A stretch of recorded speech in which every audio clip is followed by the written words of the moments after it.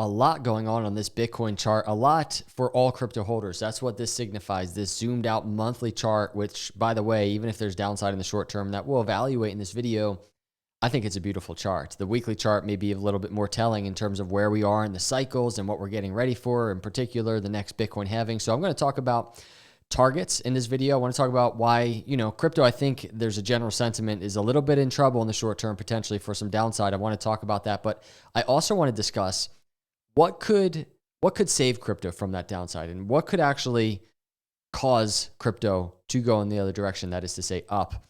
Before we talk about all these things, I need to set some context in the crypto land in general and talk about some big things happening, because we're going to integrate these big news events into the charts and into this price story of crypto and the cycles of crypto. So hit the subscribe, hit the like, let's do it. So I want to start. I just came across this tweet. This was from yesterday. Friday is a very important day for Bitcoin. So this Friday the 13th, it's the deadline day for the SEC to appeal the smackdown they received from the courts regarding GBTC and Grayscale. Very interesting to see what happens. My eyes are still on Bitcoin ETF approval in 2023. So the whole Bitcoin ETF situation is as always, just forefront in front of everybody's eyes right now, especially going into this Friday. So it caused me to kind of say, well, where are we actually with this Bitcoin ETF? What's the general sentiment? And then we're also going to discuss another layer, another war that the SEC is in, namely Coinbase, and why October is important in the Coinbase versus SEC case. And then we start looking at the charts and we start seeing a story kind of unfolding. SEC actively engaging with spot Bitcoin ETF issuer signal high likelihood of year-end approval. Year-end approval. This is from today, this article on Forbes. From today, let's dig into this a little bit and discuss this. And then we're going to look at the charts. The unfolding situation with the Bitcoin spot ETF has reached a critical point, with open letters from Congress ramping up pressure on the SEC and recent developments from BlackRock indicating positive news on the horizon. So Bloomberg senior ETF analyst Eric has gone on record stating the fact that SEC is actively engaging with spot Bitcoin issuers on their current applications, which hasn't ever happened before. We think a rejection is unlikely and hold a 75% chance of approval by the end of this year.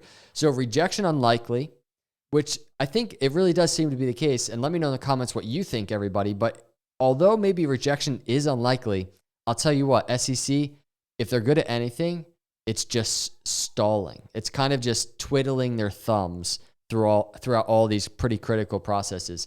Further bolstering the view of imminent approval is Stephen Schoenfield, a former executive at BlackRock, who estimated in a panel discussion that the SEC would approve spot Bitcoin ETFs in the next 3 to 6 months. This timeline falls between January and April 2024, nearly aligning with Balkuna's predictions. Schoenfield also noted that the SEC would likely approve multiple filings simultaneously to prevent any single applicant from gaining a first mover advantage. These dates are becoming ridiculously important, even when we start looking at the Bitcoin map, the roadmap of crypto. We're talking about spring of 2024, the halving. And what are they talking about here in this article? They're talking about 3 to 6 months, January to April 2024. Everything is coming together so unbelievably for the crypto markets in regards to just singularly these Bitcoin ETFs. The contraction of the Grayscale Bitcoin Trust discount this week also serves as a prelude to the October 13th deadline for the SEC's next move, which is likely to involve an appeal in the Grayscale lawsuit. So indicators suggest that the approval is not a matter of if, but when, and it does say just in time for the halving. We are in it right now. From just, if we go to the weekly, there's a weekly. If you look at the daily, there's potential downside. But look how short term this is, everybody.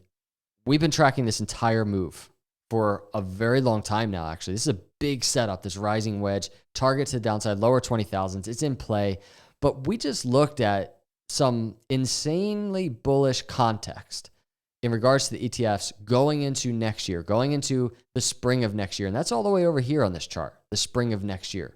What happens in the short term, even if there's downside, is commonplace for crypto, in my opinion. But what's coming up post-halving, that's where the opportunity is. It's the long term, it's the macro. So the other thing that's happening right now, and then we're going to dig into the charts and talk about targets, is this. So you might have seen this. This was October 4th, but Coinbase chief legal officer responds to SEC's opposition. The SEC opposed Coinbase's motion to dismiss the case. Of course, they did. A move that Graywall, the chief legal officer at Coinbase, describes as more of the same old, same old. So Graywall emphasized that the assets listed on Coinbase's platform are not securities and therefore fall outside the SEC's jurisdiction. Going into the next months, which we just talked about with the ETFs, what you're seeing here in this paragraph alone, this is called education. This is called clarity being brought to the courts.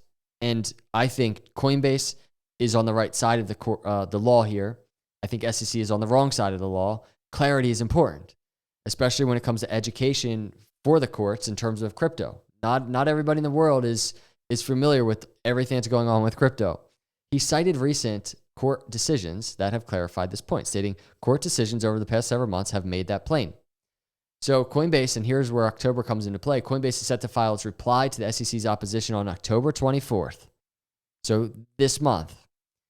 So the 13th coming right up, big deal. 24th October, big deal. Graywall concluded his Twitter thread by stating, "We look forward to filing our reply on October 24th. As always, we appreciate the court's consideration of our case." October is a big deal.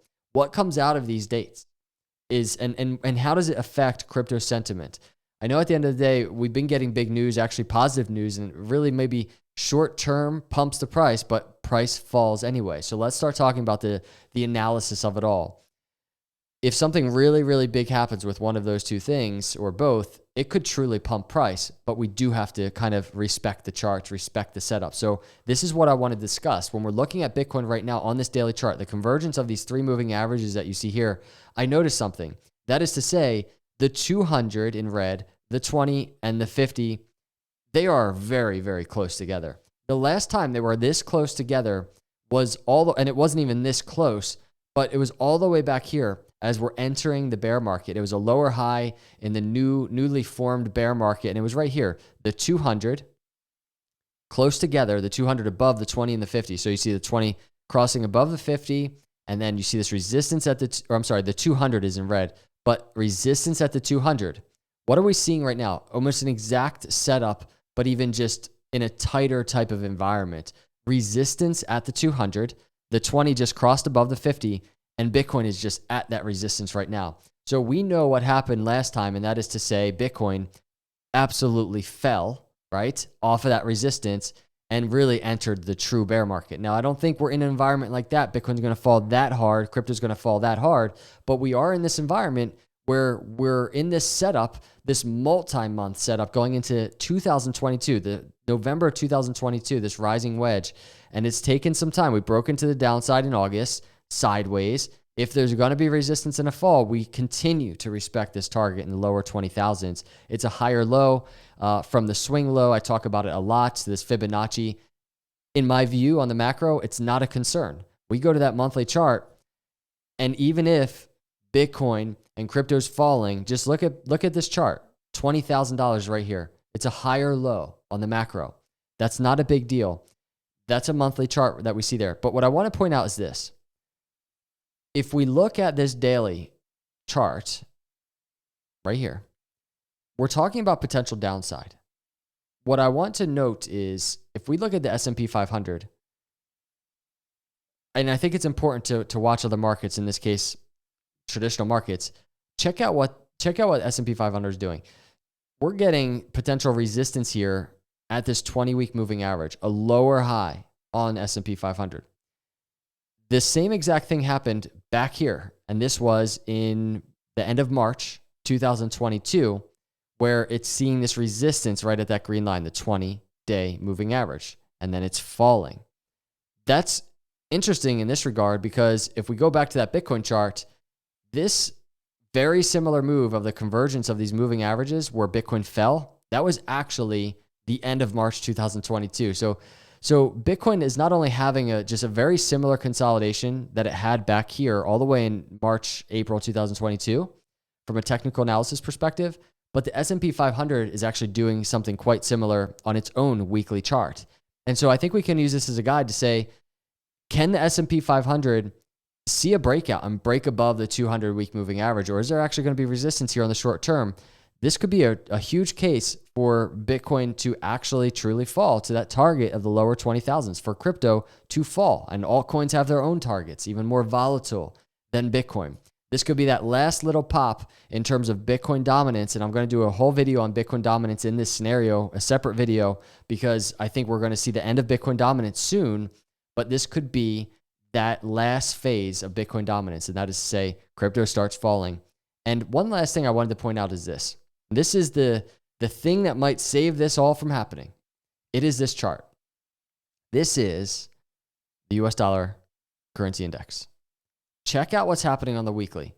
It has just been week after week after week of green and just these higher lows, or I'm sorry, these higher highs and higher lows. And right now, we're in our second red week. There's a little bit of a topping out type of formation on this chart. And if the US dollar starts to fall, even in the short term, we might actually see, risk on assets like Bitcoin make a pop to the upside and break the resistance that it's in right now. So I think watching the US dollar currency index right now is probably an important thing to do, but even on the macro, even more important, because if you look at this, and I have here the Bitcoin halving right here, spring of 2024. It's actually, I have it March. That's a little too early. But right around there is the 2024 Bitcoin halving. Look at this setup. I continue to think the money printers will be coming back on. And I just tweeted this yesterday. I said USD is going to start falling soon. Not sure many people are ready for the incoming crypto pump. And when I say that, I'm not necessarily talking about a short term, but I'm talking about if we go to that US dollar currency index, we just talked about everything is happening with ETFs post 2024 halving. The Coinbase SEC case, imagine if Coinbase gets the win. All of these things on the macro setting up to post Bitcoin halving, that bull market environment, and this is US dollar currency index chart, by the way, but if the US dollar actually starts falling because they're turning those money printers back on, which I think they're going to do soon, it's the setup. The setup is there on the macro. I realize things are not looking good, but I didn't even mention elections also over here, November 2024. The timing of it all is truly on the macro, I think, setting up for risk on assets to see a rally. This is the US dollar currency index chart. This is the Bitcoin chart. And I think even if there's some downside to a target of lower 20,000, I think post 2024 halving, the setup is there. So I wanted to kind of try and bring all of these things together in a short, concise video. Let me know your thoughts in the comments below, everybody. But I appreciate you watching either way. Hit the subscribe if you're not a subscriber. Turn the notifications on. Get notified when I'm bringing that breaking news, crypto charts, analysis, whatever it is, everybody. I'm here. We're getting through the winter, and I appreciate all of you that are still out there with me. So I'll see you all in the next video. God bless.